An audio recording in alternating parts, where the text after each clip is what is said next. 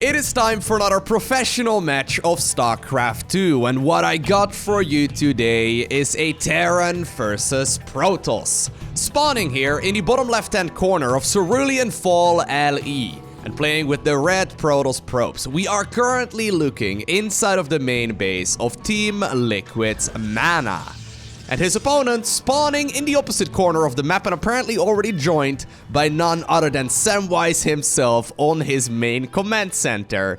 He's 16 years old, he's from France, and he goes by the name of Clem. Now, for those of you unfamiliar, Samwise joins me every once in a while in a video. From what I understand, and correct me if I'm wrong, but from what I understand, whenever a certain texture cannot be loaded properly in StarCraft 2, Samwise, one of the senior developers at Blizzard Entertainment, is the one that shows up. Rather than like producing an image that like indicates there's a certain bug at play, I think they decided to just simply put in a picture of one of their colleagues instead. And apparently this man has been showing up in Blizzard games ever since like Warcraft 2? So Warcraft 3, World of Warcraft, and then like a whole bunch of other games, obviously, since that as well. Kind of funny. It's one of those internal jokes, I'm sure, at Blizzard Entertainment. But Sam, welcome to the game. I'm glad to have you here. Anyways, the first probe already made its way across the map. Now, guys, look. I know in the vast majority of the Terran games that I've uploaded over like the last month and a half or so, we have been seeing battle cruisers. And look, I love battle cruisers as much as the next guy.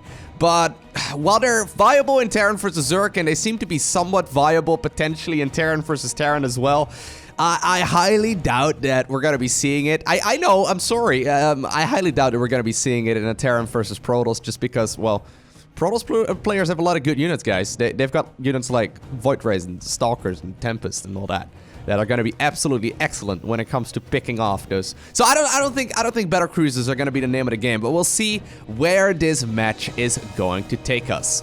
Very normal opener though from both players here. We do see that quick Stalker here for the Protoss as well as the command center on the low ground, followed up with a reactor as well as that factory. Now, just like in Terran vs. Zerg, oftentimes in Terran vs. Protoss, Terrans do like opening up with that one barracks, one factory, one starport. Obviously, that's going to allow them a wide variety of units right at the earlier stages of the game. The Reaper there actually getting a single kill, which is nice, and it will be able to get on out of there as well. Robotics facility follow-up for MaNa, so no starport, no Twilight here. Nice little opener. It's going to keep him safe, and obviously he's going to be able to get that quick Warp Prism as well as the Observer out to really be able to scout out exactly what it is the Terran is going for, and also to potentially put on some pressure, because obviously when you get yourself that Warp Prism, right, practically every unit gets Blink as long as your micro is good enough. The starport though will be coming up here. Widow Mines are currently being produced. The one Stalker already proudly moving across the map. It's going to be able to scout out exactly what's going on. Nice little move there. Obviously, he will now be aware of the fact that he might have to deal with, for example, Widow Mine drops here in just a little bit. We'll have to see that Medevac queued up here in just a little bit for Clem. There we go. Medevac is going to come up, and two more Widow Mines will be joining this fight here in just a little bit. Reaper once again trying to see if it can deal a little bit of damage. At the same time, on the other side of the map, the Widow Mine is being repaired here. He's actually going to try and attempt that. That's such a cute move. Basically, if, oh, hold the thought, actually, the Reaper is going to be able to deal a little bit of damage. He's going to get another probe here. Wow, it's got 3 worker kills in total. Whew, that is 100% worth it. And while apparently it dove right there into the depths of the waters, that 100% was worth it. But that was a cute little move there by MaNa. Basically, what he tried to do was use the projection ability of the Adept to obviously have the shade go in this direction and then move up just a couple of seconds before the shade was about to time out. If the Widow Mine connects and the Adept just barely teleports away in the nick of time, it will not be actually taking any damage. And obviously, after that, the Widow Mine would be revealed and you have all kinds of other trouble. But once again, hold that thought because the Widow Mine drop is currently happening on the other side of the map.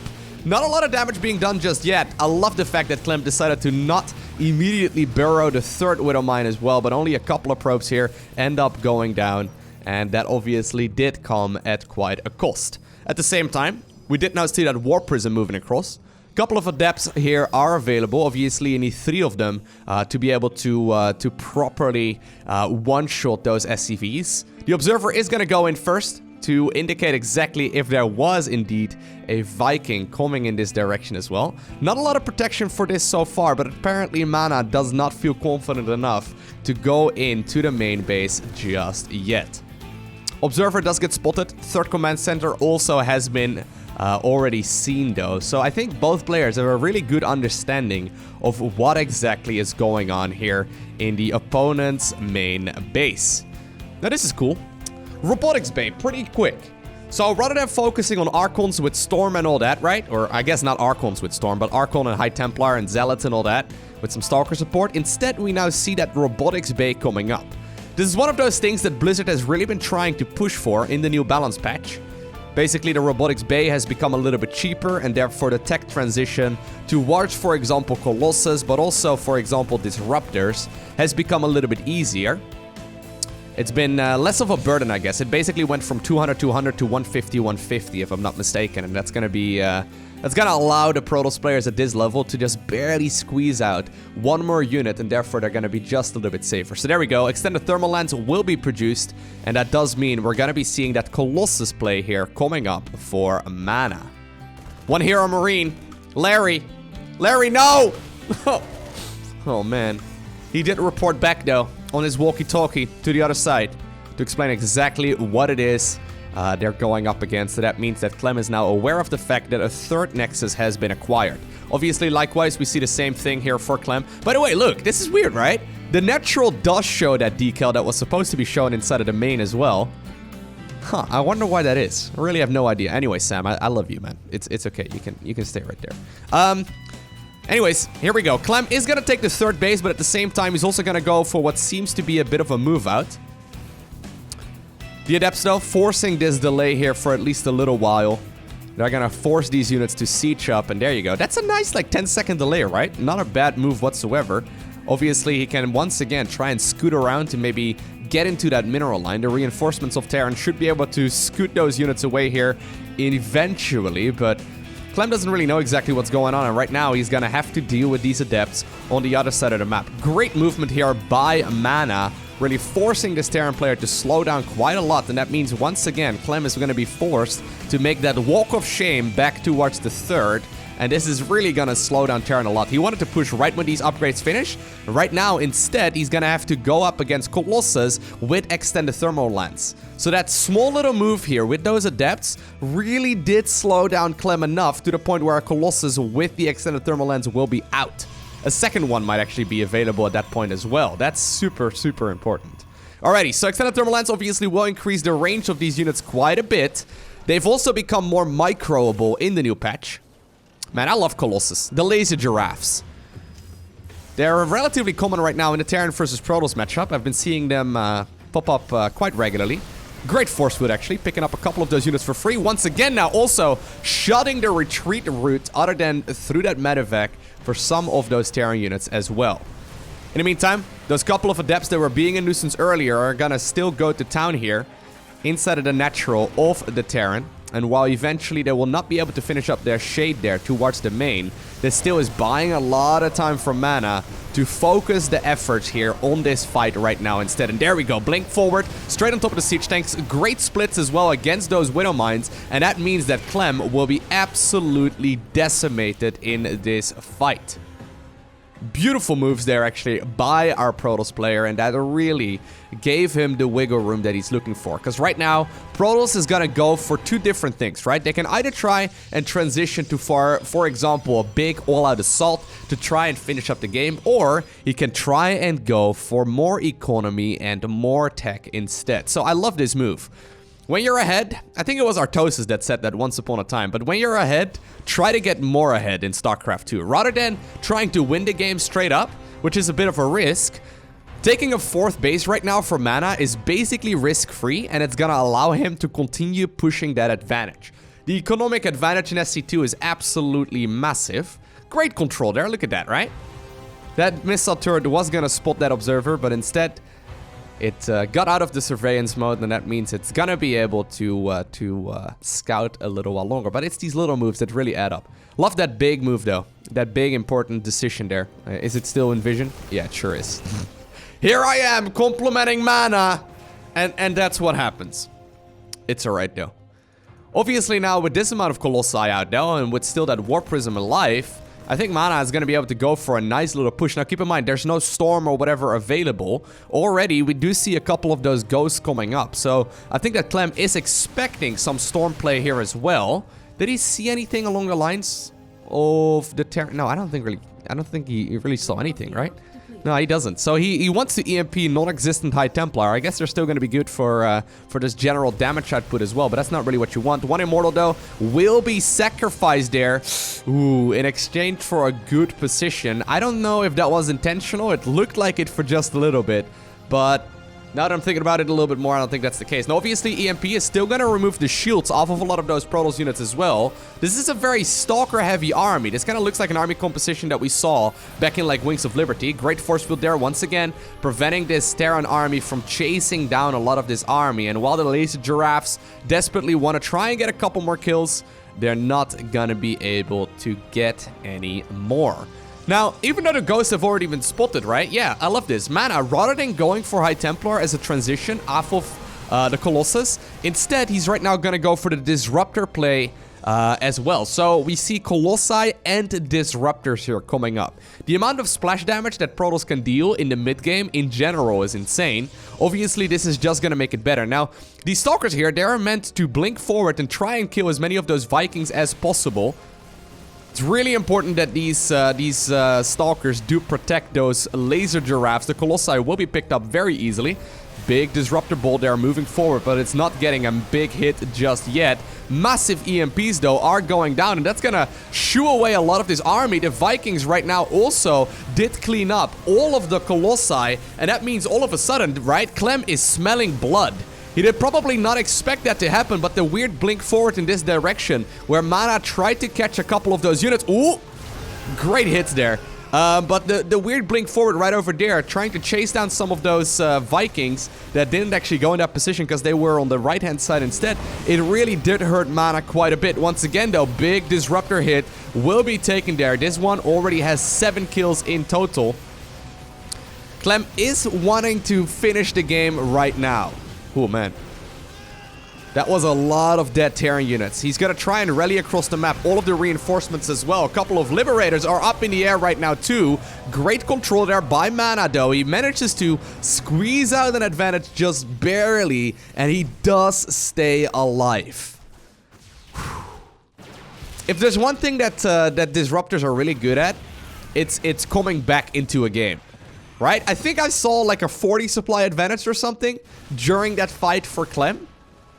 But obviously, even if you do not get the big hits on the Disruptor, and he did get some decent hits, but even if you don't get the massive hits, it's forcing Terran to basically always focus on the fight and to really run around a lot, right? And that's the scary part. So 3 of those Disruptors available, 2 more are coming out at every single moment that goes by. We see a Stalker Disruptor unit composition, which is kind of reminiscent of old school Protoss versus Protoss fights. This is something we saw quite a bit, and those mis-rallied units, they will be hurting Clem quite a bit. That was once again like 5 supply there that got picked up for practically free. Man, how many Disruptors does he have? He's already at 5. Very solid amount.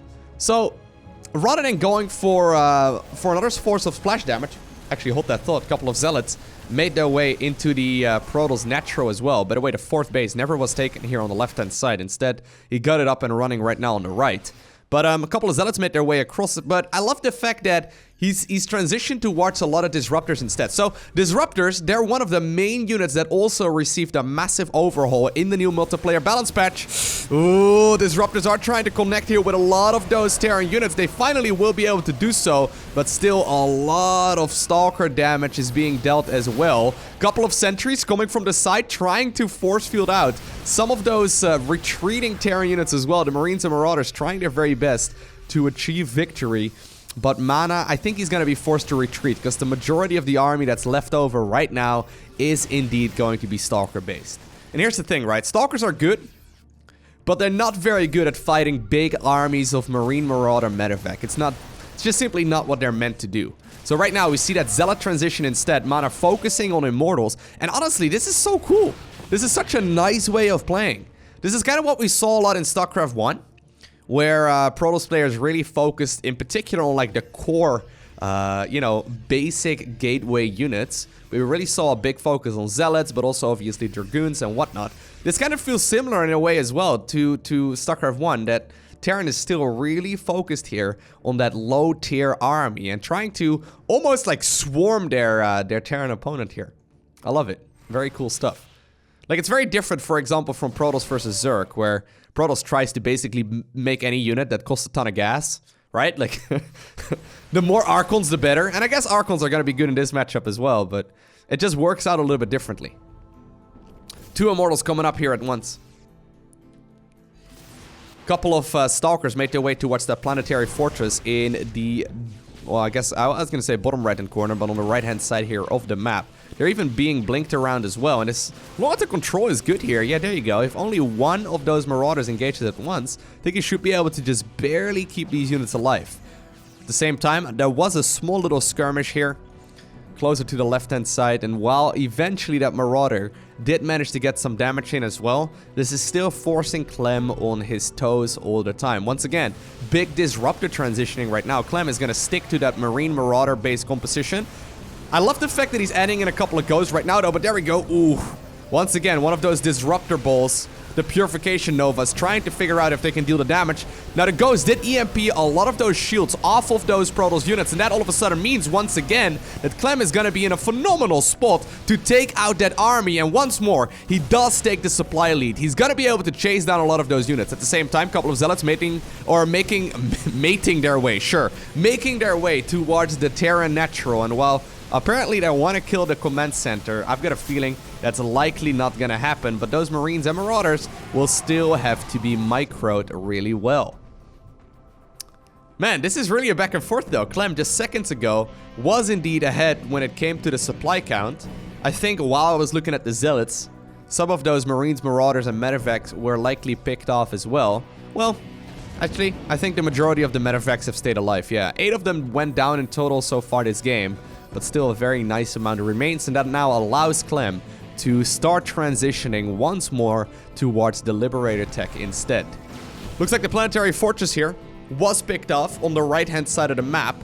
That was the 4th mining base here for Clem. Looks like he's gonna lose the factory right now too, so that will not be allowing him to transition towards, for example, additional starports right now. High Templar, by the way, were produced here as well. A couple of Marines and Marauders unloaded from these medevacs, and they tried to pick off the 5th nexus of the Protoss. But when you're playing 5 base versus 4 base, right, I think that's something that most Protoss players will really like in this location. And here we go. The High Templar are mostly meant for zoning. Once again, another command center is being target fired down.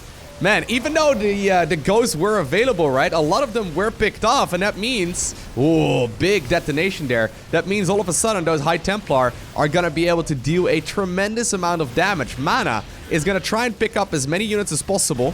Apparently that one Stalker was not meant for this world, as of course Purification Nova does deal friendly fire. But the Disruptors have been getting their value. And I think that's really where this shines, right? Look at the amount of resources lost here, for both sides. It's so very even.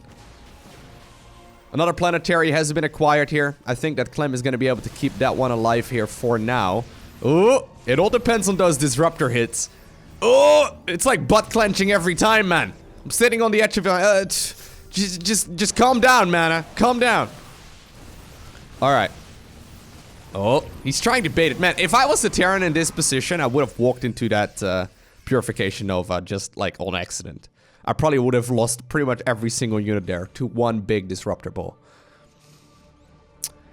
Now, in the previous patch, basically what you could do is split off one Marine, walk it into the Purification Nova, and it would detonate right then and there. It's not how it works anymore. The cooldown is much longer. But right now you can control and micro it a lot better, and it forces a lot of these defensive moves. Once again though, like look at this, right? The zoning here is insane.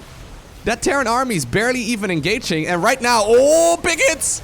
Big hits on those Disruptors.